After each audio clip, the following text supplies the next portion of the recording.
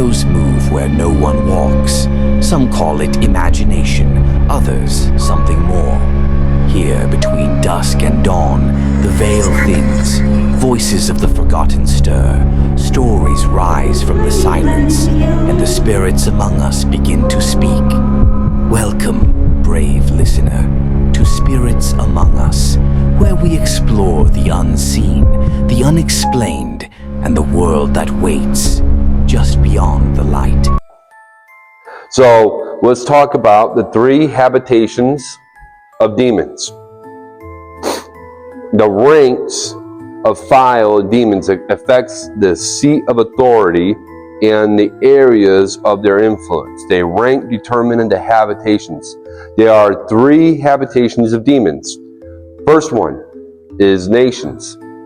The demons, the highest rank, are assigned over nations. They are over the nations and direct demonic activities among the cities and people of that nation. Now, I would say even countries, because in this country, there's a massive demon that we do face here, just in natural concept of the country.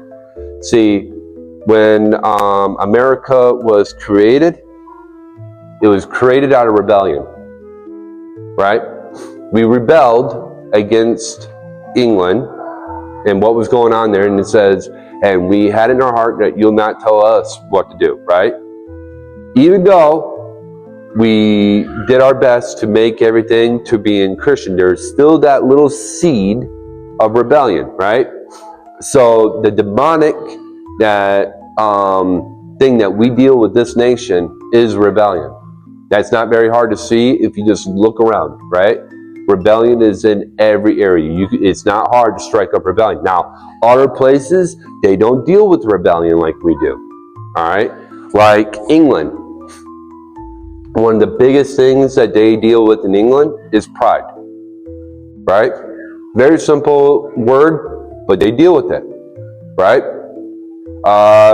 Now, I think Germany had a certain demon over it, you know, which I would say is probably deception. And I think that demon is still there. But now I feel like the demon that is over Germany would be acceptance. Because shame. Because of what happened with World War II, Satan came in and made sure that shame and acceptance would be the biggest thing that they'll come, because they are allowing anybody to come into Germany. They're allowing Muslims, they're allowing, and because of the very things that happened to the Jews and the Christians, they just allow anybody to come into the church, into Germany. And Germany is losing their own culture, you know, in a lot of ways too. The Bible speaks on the prince of the kingdoms of Persia and the prince of Greece.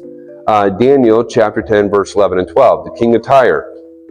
Ezekiel chapter 28, and Babylon. There are references of demons in the highest order and the nations over they have power. Now, there's another habitation that demons take over: cities. Demons of the next lower rank assigned to over cities. The Bible tells us that Satan has his seat in a city of Pergamos. Now, we see that in Revelations chapter 2, verse 12 and 18. Modern day, I think that's Turkey. Devils assigned to them. San Francisco, the demon that we see hugely in that area, and I can vouch for this one because of being around there, homosexuality. Atlanta, avarice. Kind of like everybody has to outdo one another.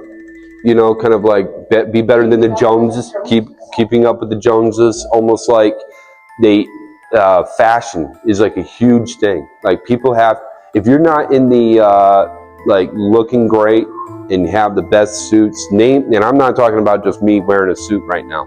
I'm talking about you need to have the name brand suit, the highest brand, you know, or you're not important enough. That's how it is in Atlanta. And I know that because of me living there. Because you get treated differently. You know, and a lot of people don't even know why they treat you differently from that. You know, they just do, you know, because I could be looking like this, and how my brother in the back is looking really good with his suit. People would say, that's not good enough. That's not $1,000 suit, or that's not $18,000 suit. You know what I mean? I'm like, but looks nice to me. I'm cool with it. You know. But that's what avarice. Now, let's talk about Mason County. Can anybody think of what Mason County might be? We got a lot of those too. Yep. Now, there are like smaller demons that can be connected, but there is one huge one that affects Mason County, and poverty. Hugely poverty. And that's where it breeds laziness. It breeds also, I'm not saying they create that problem, but I'm saying that with poverty being a huge thing in Mason County, and especially in Michigan, it allows for all these other evil spirits of laziness, procrastination, homelessness, you know, all these different things. Not saying if you're homeless that you have a demon, but there is a situation that if you do, there's some people that just have the mindset that this is how I live, this is the way I go, that there's no greater amount that I can go to. That is, when you're taking that a personality, that's what the demonic spirit goes from. Now, sorry, lost my spot.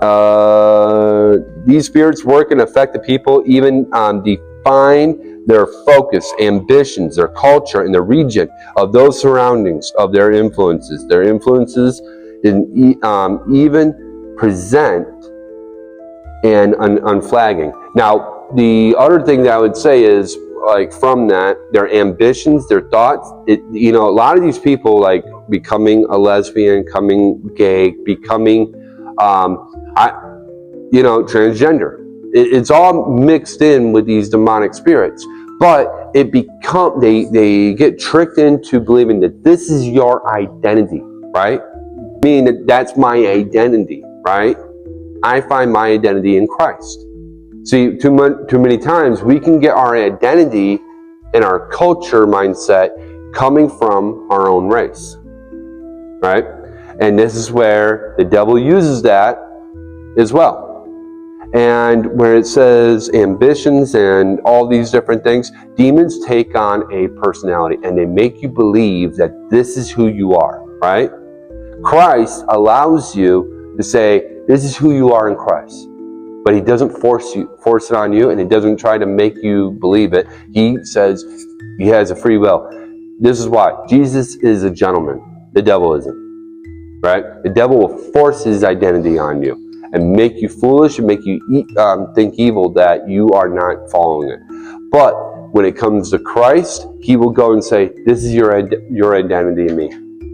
You know, he loves you, he cares for you, he wants you, but he will not force himself. He's a gentleman.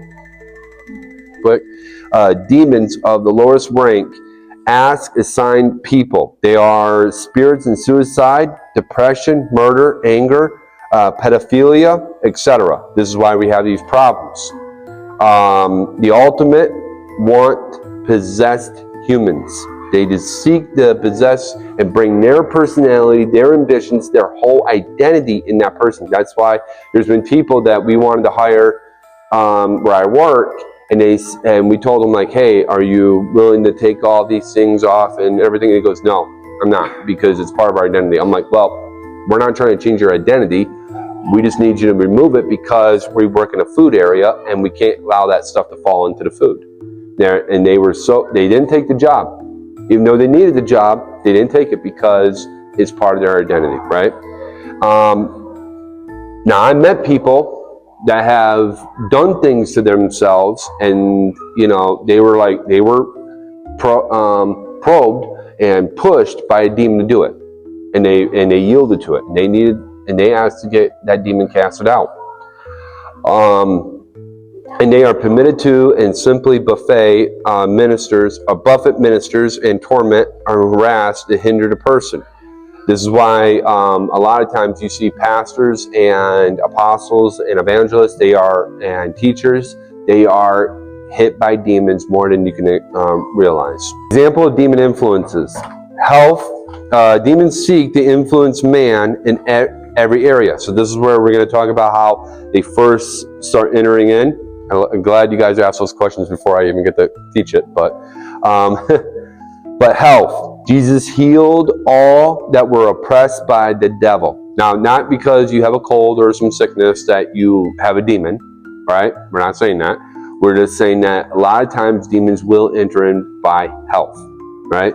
Because when you get the sniffles or you get some type of sickness, where do you turn to? Do you turn to fear, like we talked about, and going into the direction of that and going deeper and deeper? Or do you turn to God and receive healing, right? Doctrines.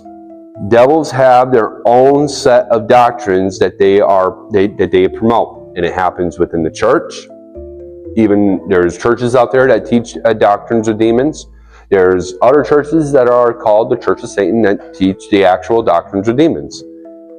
Governments, many many dictators are demonized.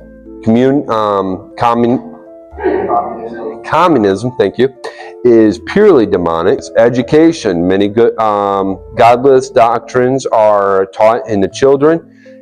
Hitler perfected this. Family can be used to pull away from God. Friends, your friends can make you an ambassador for Satan. Entertainment, the tapestries of Poland, the demons that on my doorstep. Entertainment from what do you watch can pull you into it.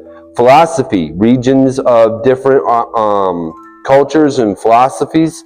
People often change when they move in a new area in the community. When God is in California or Atlanta. Now, I was in California and Atlanta. I saw the differences when you enter in California or you enter into Atlanta. You see the effects. And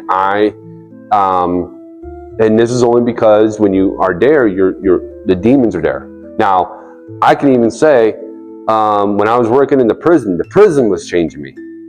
All right? Because when I was in the prison, in my mind, I wanted to kill somebody because demons were so affecting me, and I'm getting threatened to be killed every day, that for no reason, this inmate is just making me upset, and I wanted to kill him. All right?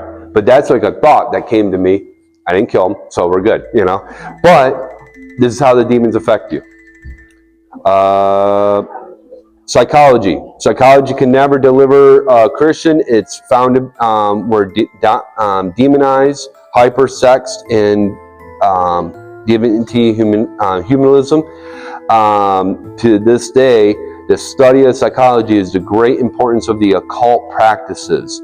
Music. Satan started off as a worship leader, and all those instruments are still in him.